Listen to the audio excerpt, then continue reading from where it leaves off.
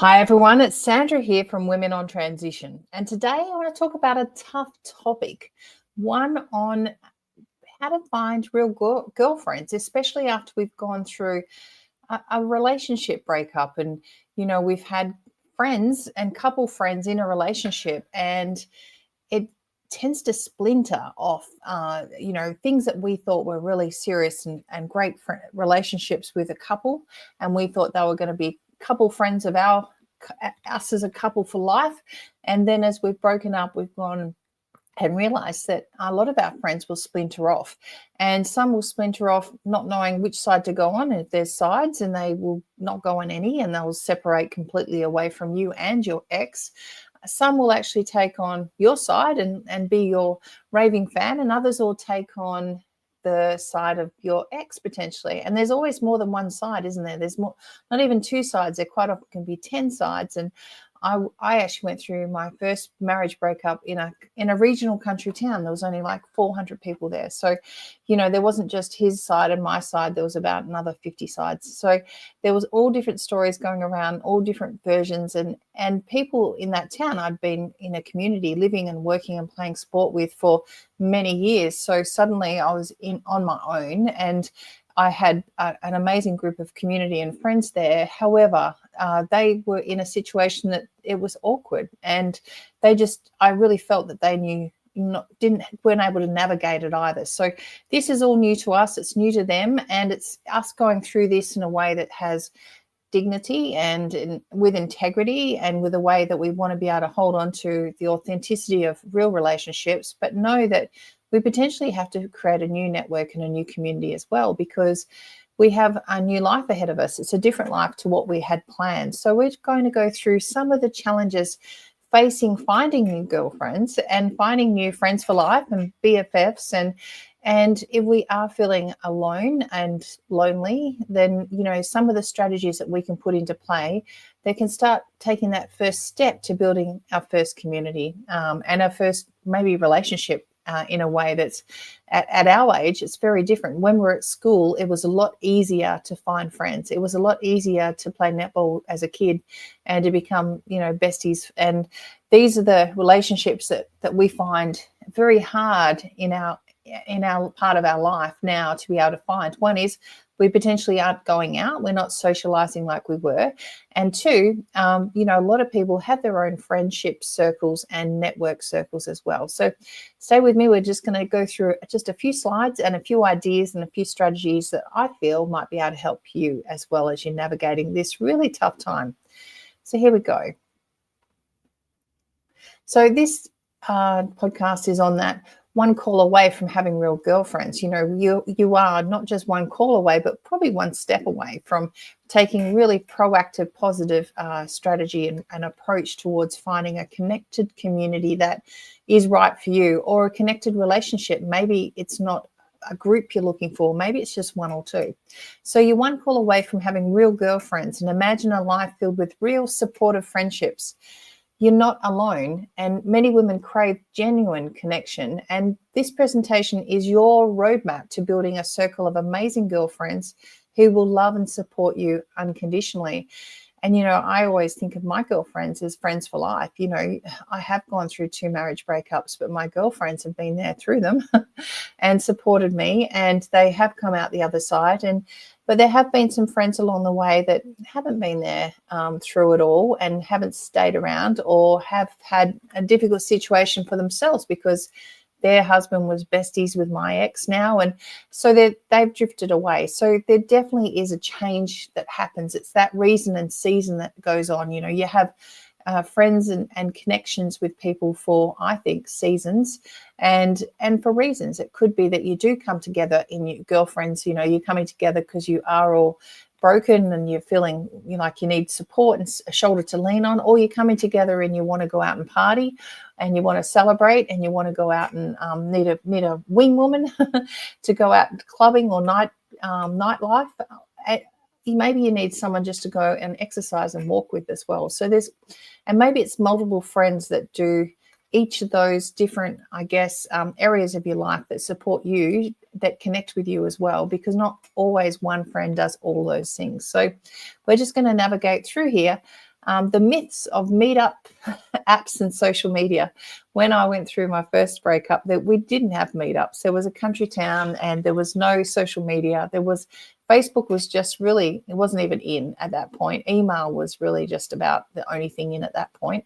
But certainly through my second breakup, there was plenty of social media and plenty of opportunity. I was living in a big city at the end of that breakup, and it was a real opportunity for me to start going out. Dating apps were just rife, and the ability to find not just guy friends but girlfriends on these connected apps as well in this social media space. And there were always something, you can go to a free bingo night or a free something that you could go along and go on your own and feel comfortable going as well.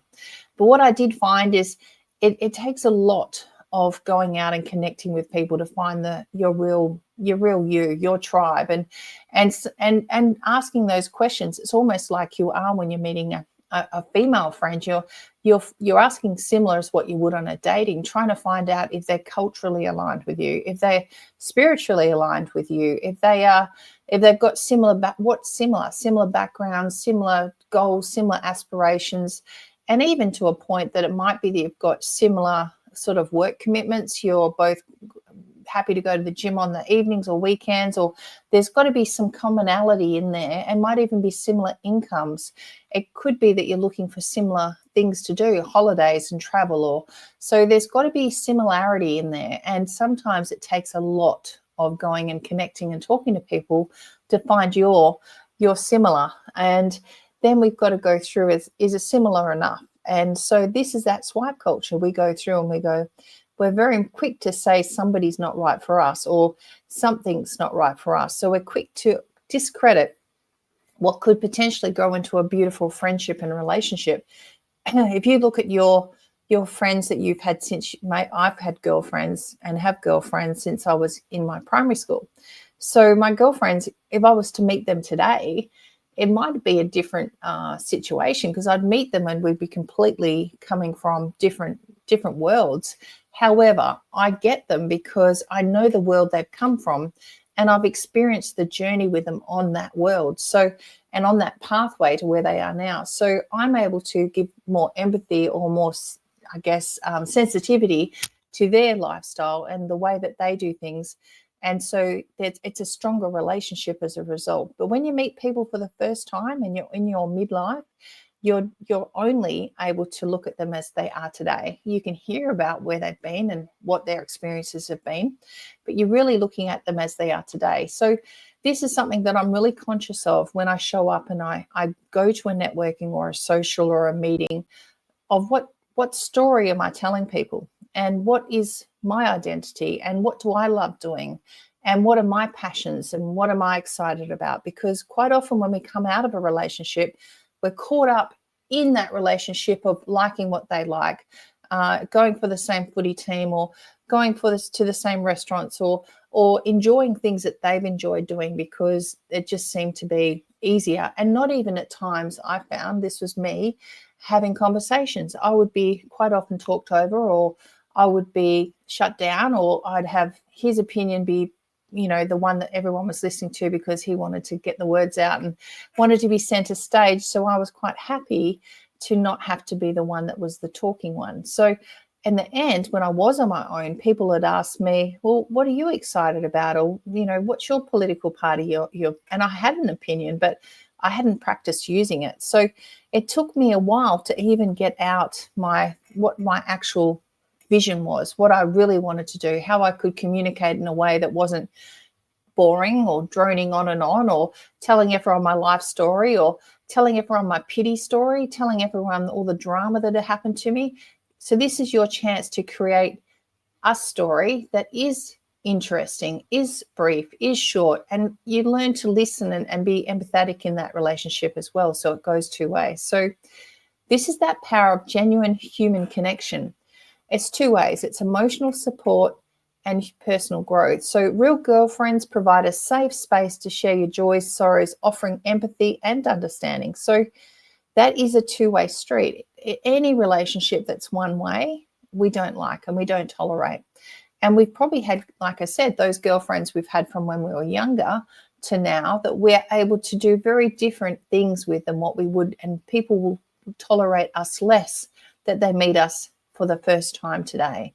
So understand that when you're meeting people, you are putting on your own best face, your own best place where you're at in life, and you're putting yourself in a positive way.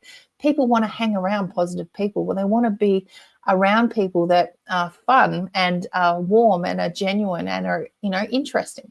So personal growth, sharing experiences and perspectives with diverse individuals helps you grow in self-awareness and emotional intelligence. Who are you hanging around with?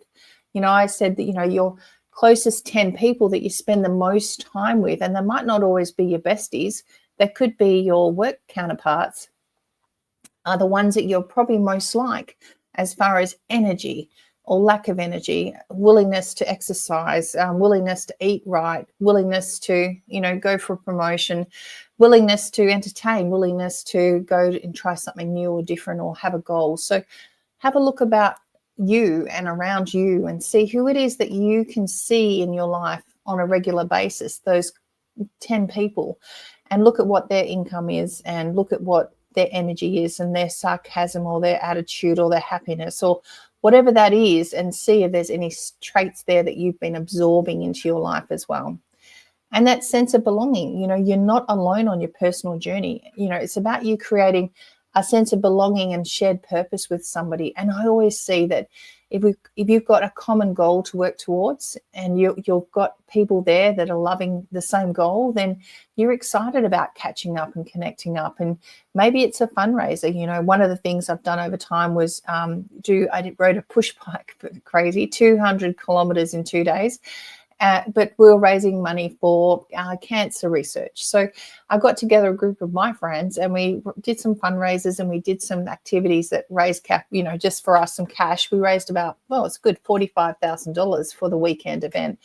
But just the activity of doing the bike riding and the practice efforts and going for a coffee when we were doing our weekend trial runs. And this was what built the relationships and build up connections. And you got to see a different part or side to somebody than what you would just going out, maybe having a drink or going out for a coffee. So you get to see their strengths and you get to see how they really shine. And I love doing activities. I love going out on the water and I love going to mini golf and doing things that you see, people's competitive side and their funny side and their laughter and the way that they've got their humor in maybe or lack of, or the way that they show up and they're grumpy or the way they show up and they're a sore loser. So you get to see all sides of people when you're going out and you're able to do it in an activity that's safe and fun, but it could be a way for you to find out really quickly whether you've got really synergistic personalities and culture and alignedness as well. This vulnerability, it's building an authentic relationship. It's being vulnerable. It's sharing, hey, I'm not, perfect all the time. I haven't got the Insta, face on or the Insta meal that I'm taking a photo of. This is not how I dine every night. And, some nights I'm eating rice cakes with my Milo in front of the TV. I make a potato bake and it's a disaster. It's authentic. It's about being vulnerable. Or I'm not great today and I don't feel like going out tonight and I'll catch up with you tomorrow. So being vulnerable, open and honest about your thoughts and feelings. And vulnerability, it does foster trust and intimacy because people then can see that you're real and they'll want to lean in as opposed to lean out. When I see somebody that's always over the top, having their perfect life or everything's perfect, or, I see them as somebody that is going to end up, having a bit of drama going on, somebody that's going to, not handle things when they're not right, and somebody that's maybe not going to be able to show up, in a place of strength when I need it as well. So look at people showing vulnerability and look to see that, that person is someone that you trust, that you can share your vulnerability with as well. Active listening, proactive and practicing truly listening to others and showing genuine interest in their experience and perspectives. This is not a common thing. There's so many people out there that truly do not listen and truly do not really care. And so when you're asking someone, how are you? Actually stop and listen. And one of the things that I learned early on was to remember something that they said. So if they said that their dog got taken to the vet, and I remember it, and I asked them next time I see them, "Oh, how'd your dog go? Did it end up being okay?" Or I'll even follow it up with a message the next day if I'm not going to see them for a little bit and say, "Oh, how did the vet go?" So these are things that really deliver home that you are listening actively and you do care and you are authentic and you're there to hear them and to listen to them as well. So active listening is something that you consciously need to do. It's not something that just comes naturally. And giving and receiving, show kindness and generosity towards others, by willing to offer yourself and your time. It comes back. I always think of life as a mirror. I have boundaries, and I'm very clear about not over giving and over being and overdoing and over pleasing, because that's the opposite of what we want to do here. It's really about knowing that, hey, I can, give you a lift to your car. It's raining and I know you've parked around the block, and hey, I can help you do something, or hey, I can pick something up or drop something off for you, or can I help you, cook dinner? We're coming over and I'll bring something that's going to add to it. So what is it that you can actually give as well as receive when they're asking, hey, what can I do? You've got a big garden day going on. Can I come and help you plant those plants? Say yes. Say thank you. Buy them, something at the end of it, or give them one of the plants in a pot and send them home with it. But know that giving and receiving is a big part of building friendships as well, because it's a two-way and it feels like it's weighted right.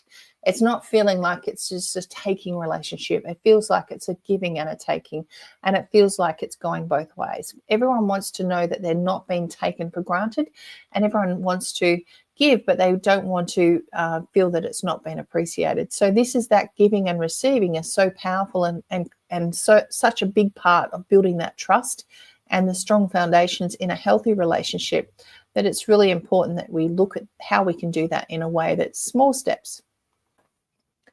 Overcoming social anxiety and fear of rejection, maybe going to one of those events, those social events, or our friend's backyard barbecue that they have invited us to because they've got some new people from work coming and they want us to meet new people. And you're just fearful about even showing up. What do you wear? Do you come early, late? Do you bring something that's got to be homemade, or can you buy it from the local grocery? So these are the things that we worry about and we overthink and over worry about. And quite often it's really about us just showing up and being our best self and being warm and authentic and being real is what people will be attracted to, because once the facade is gone in a relationship with first meeting, it's what's underneath that people want to see. It's what's underneath that people want to get to know. So acknowledge and recognize the fear is normal. Recognize it is normal to be a bit nervous going into some of these, especially new times of catch-ups and new events and new networking. And this challenge, reframe negative thoughts and look at, okay, I'm fearful, to maybe I'm excited. I'm excited to be going. I'm interested to find out about these new people that my friend's bringing along, so that I can maybe get to know them better and get to maybe meet a new friend. So reframe these thoughts we're having. We're feeling fearful, what they won't like me. Reframe it to, what is it that I can be saying or coming up with or sharing about things that are maybe interesting to them. So reframe, they won't find me interesting to I am an interesting person. And do your homework, look at the news, look at what's going on in the world, just see what's been, the latest arts of that, you're going to a group of friends that are right into the arts and performances. Look at what's going on around the place and find out a little bit about, maybe what's going on in the politics or what's going on with the environment or what's going on. Just do something for yourself as far as building your knowledge and your your information in a way that's going to be interesting, and it's going to be, you're smart, but maybe you're just caught up and bogged down in your day to day, that you're just not looking beyond, what you're doing in your own day. Show up and be interesting and have something interesting to say and have something interesting to ask. Practice. Start small, gradually increase social interactions.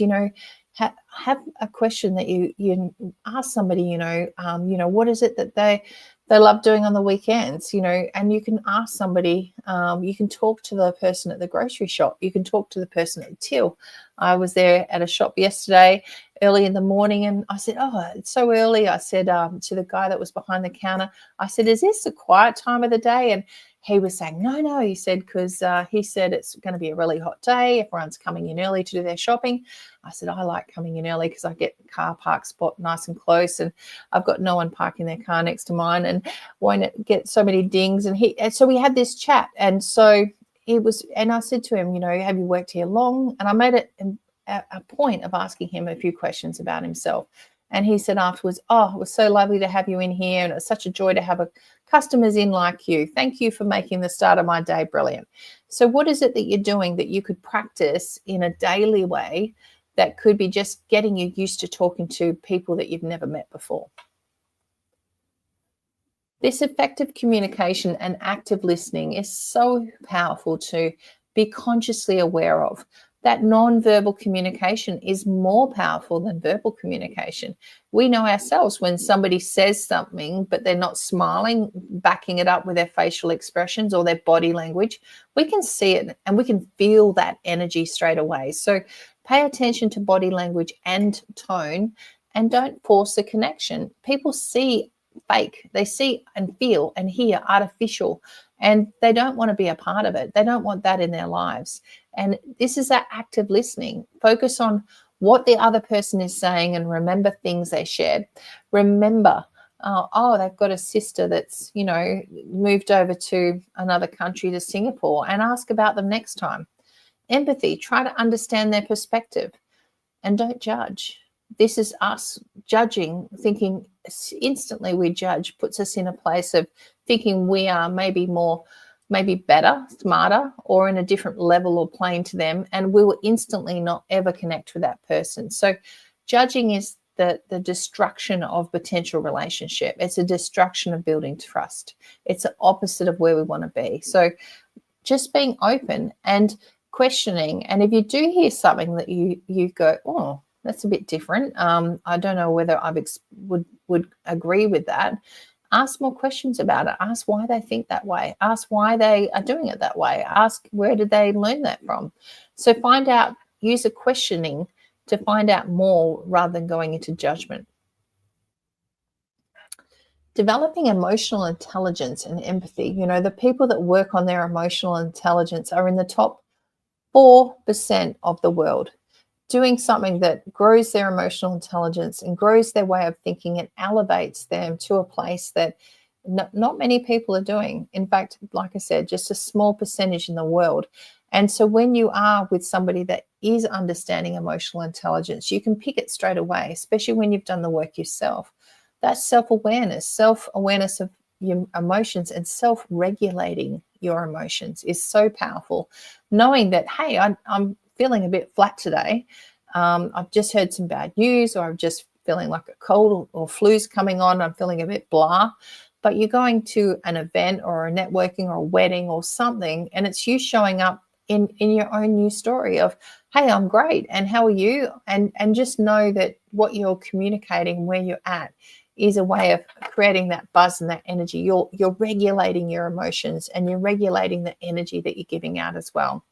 Lean in to take self-control until they become subconscious thoughts and actions. Once you start consciously regulating and consciously aware of how you're showing up and how people are seeing and perceiving you, it becomes subconscious. You instantly go into, over time, it's a subconscious way of behaving and treating others, and you are consciously listening to start with, and after a while you're just subconsciously going into really being attentive and taking on board what they're saying And having that empathy, it's a natural thing, recognize and understanding others' emotions, that they aren't comfortable, that you can be there to support them, that you can be there to give them a bit of direction, or you can introduce them to someone if you're in a networking event as well. And you can move them on and make them feel comfortable. So what is it that you've got going on in your life that you can step maybe a little bit out of your comfort zone to go to a space that's a little bit of discomfort to start with, that as you stretch and grow, it's going to become your new comfort, and turning and reframing that you're feeling apprehensive and scared and you're feeling potentially a bit of fear, to reframing to excitement. I'm feeling excited. So this is where it comes down to, where's your tribe? Who is, in the community that you would love to be in? And this is that one call away. We've got our Women on Transition Facebook group. We've got 30,000 women in there, 30,000 beautiful souls that are from all over the world, and they are connecting actively in there. We have posts, hundreds of posts nearly every day. So there's lots of great chances in there for you to be able to find some new souls. And we're running events all the time. So we're running events all over Australia, New Zealand, and Europe next year. So, find out where we are, go onto the website, check out our events, or join one of our communities. We have online networking communities, and we have a connected women's community that's every Wednesday. We have a group call. So find out where your tribe is and how you can add value to it, and how you can, for you, gain value off the back of it as well. So this was one call away, and it was so awesome to be here with you today. Good luck.